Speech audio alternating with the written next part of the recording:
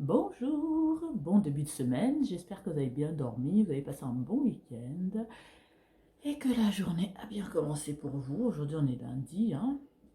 Donc on va parler d'un verset en particulier. On va parler de Jean 4, verset 14 qui parle de l'eau de vie, boire de l'eau de vie.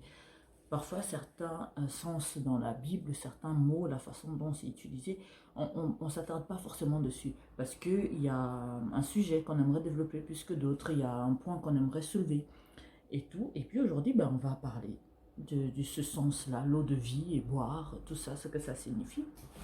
Avant d'aller plus loin, je vais vous dire, donc là, Jean 4, verset 14 qui me dit, mais celui qui boira de l'eau que je lui donnerai n'aura jamais soif. Et l'eau que je lui donnerai deviendra en lui une source d'eau qui jaillira jusque dans la vie éternelle. Est-ce que vous vous rendez compte? C'est pas une eau comme l'eau qu'on connaît, qu'on peut boire. Déjà en temps normal, quand on boit de l'eau, quand on a soif, vous imaginez vous êtes dans le désert, il fait super chaud, et qu'on vous donne de l'eau. Déjà, le fait même de savoir que vous allez avoir cette eau, vous êtes déjà guéri, vous sentez déjà bien. Vous sentez déjà bien.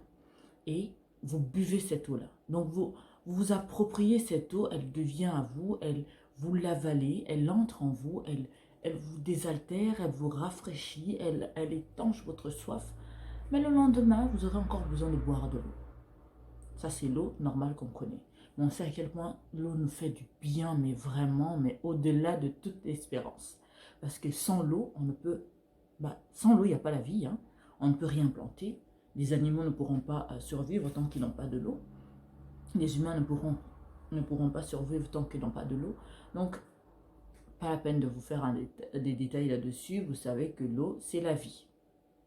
Mais maintenant, on vous parle d'une eau qui est encore plus précieuse que l'eau que vous connaissez déjà.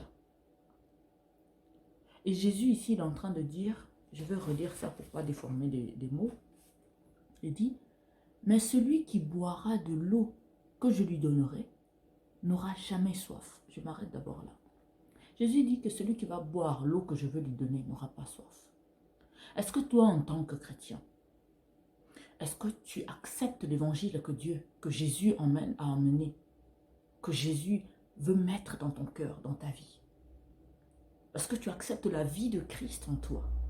Parce que boire de l'eau, c'est pas seulement accepter de prendre l'eau, mais de le garder, de l'assimiler, de l'épouser, de n'en faire plus qu'un avec cette eau-là. Et Jésus me dit que si je bois de cette eau, je n'aurai plus jamais soif. Donc il est bienveillant. Tout ce qu'il veut, c'est notre bonheur. Il nous aime tellement qu'il se donne à fond pour que nous puissions avoir tout ce qu'il nous faut. Et encore, il ne vous force pas, il dit, celui qui voudra bien. Donc il dit, mais celui qui boira de l'eau que je lui donnerai, lui il te donne la vie, il te donne il te montre le chemin à suivre, il te montre du doigt ce qu'il faut faire. Maintenant, c'est à toi de voir. Est-ce que tu veux vraiment la vie de Jésus en toi? Tu veux vraiment la vie du Saint-Esprit en toi? La vie de Dieu créateur, le Père Tout-Puissant en toi? Est-ce que tu le veux vraiment? Parce que beaucoup de chrétiens aujourd'hui disent seulement qu'ils sont chrétiens peut-être pour se rassurer que oui, je ne crois pas au diable, donc je suis dans le chemin et tout. Mais non, on ne peut pas être... C'est comme ceux qui disent je suis chrétien et pas pratiquant.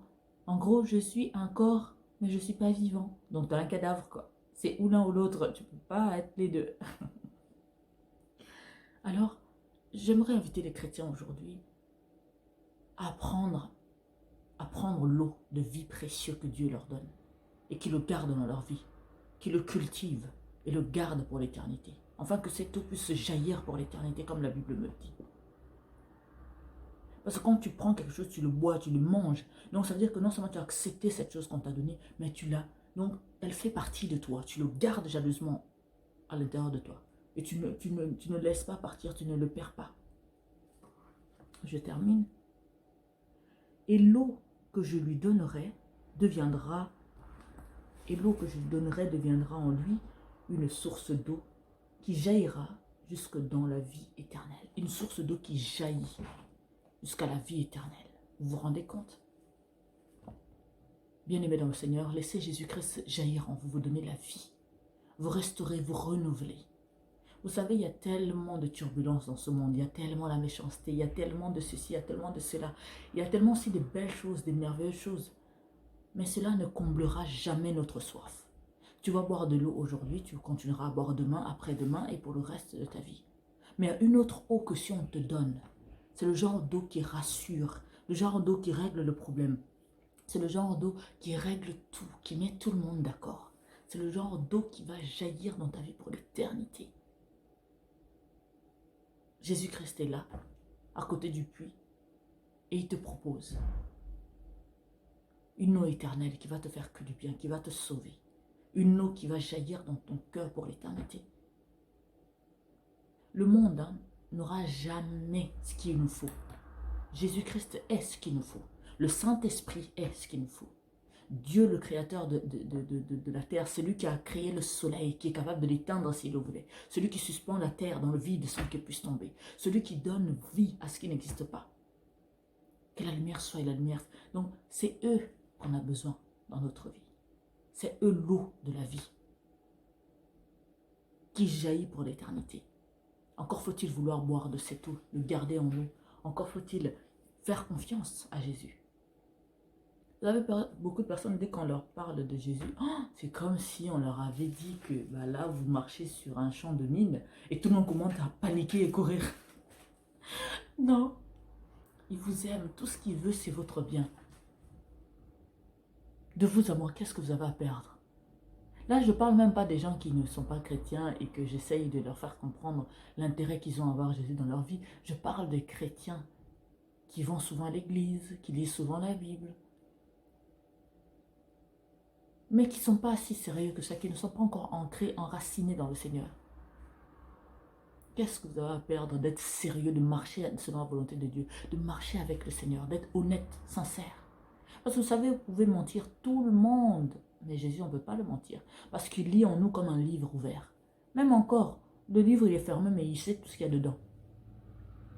Je vous invite, vous qui pensez que vous continuerez à vivre dans l'hypocrisie, dans la peau de chrétien, alors que dans votre cœur, dans votre vie, vous ne faites rien de ce que Dieu vous demande de faire. Je vous invite à boire de cette eau qui vivifie, qui purifie, qui lave, qui restaure, qui soigne de la médisance, qui soigne du commérage, qui soigne du mauvais cœur. Vous là, qui vous plaisez à voir les autres souffrir, comme ça, moi, on est tous pareils. Non. L'eau de la vie. Est-ce que tu veux le boire? Est-ce que tu veux le garder? Est-ce que tu veux profiter de tous les bénéfices que cette eau de vie peut apporter en toi? Ce Jésus-Christ merveilleux. Alors je vous invite vraiment à sérieusement commencer à laisser Jésus-Christ jaillir en vous. Parce que quand tu laisses le Saint-Esprit jaillir en toi, donc tu le laisses libre cours de te modeler, de te bénir, te fortifier, te changer, faire de toi une meilleure version de toi-même, la meilleure personne. Vous savez, on peut faire des faux semblants autant qu'on veut. Tôt ou tard, les masques finissent par tomber, on finit par voir les vrais visages de tout un chacun. Alors que si vous laissez Jésus-Christ s'occuper de vous, vous ne serez jamais déshonoré, vous ne serez jamais déçu. Vous allez voir comment les choses vont s'améliorer de plus en plus. Vous allez être plus heureux, plus épanoui. C'est très très important. Alors je vous invite à laisser cette eau jaillir en vous. Cette eau puissante, vivante, jaillir éternellement en vous. À travers la parole de Dieu, à travers l'évangile, à travers le Saint-Esprit. Cherchez toujours à être agréable à Dieu. Et vous verrez cette eau toujours jaillir en vous. Je vous souhaite une excellente journée. Très bon début de semaine. On est lundi 9 novembre aujourd'hui. Et je vous souhaite vraiment de passer un très bon moment. Je vous laisse méditer là-dessus. Toi, chrétien qui prétend être chrétien, laisse l'eau de vie couler en toi, agir en toi. Et tu verras que ça va faire vraiment beaucoup, beaucoup de bien, croyez-moi. Alors, je vous dis à demain. Donc, c'était l'apôtre Harmonie. Donc, si vous voulez nous retrouver, nous écrire, donc vous avez Centre de Gloire Emmanuel sur YouTube. Non, pas nous écrire là-dessus. Après, bon, si vous avez des commentaires, bien sûr, n'hésitez pas. Donc, ah oui, avant que j'oublie, bienvenue à tous les nouveaux venus. N'oubliez pas d'activer la cloche de notification pour ne rien rater. Et l'église s'appelle Centre de Gloire Emmanuel.